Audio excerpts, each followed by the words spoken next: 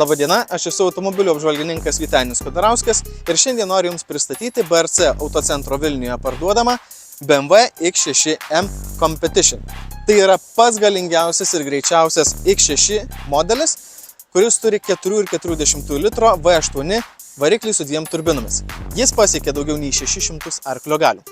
Tačiau kokiamis be to savybėmis šis automobilis gali pasigirti, tuoj papasakosiu.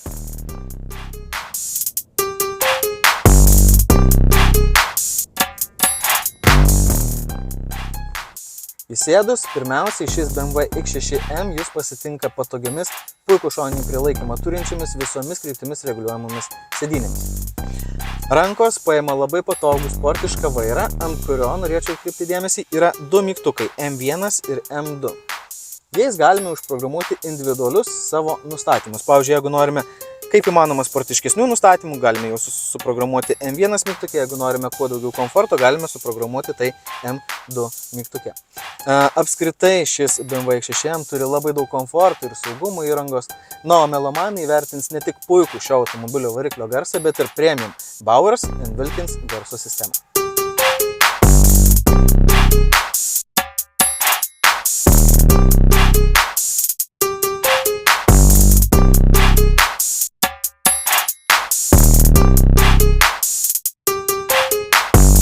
Nors BMW X6M yra masyvus ir didelis automobilis, tačiau jis gali pasigirti labai geromis dinaminėmis savybėmis, kurias užtikrina ne tik galingas variklis, tačiau ir BMW X-Drive visų varančiųjų ratų sistema bei labai sklandžiai veikianti 8 pavarų automatinė greičių dėžė.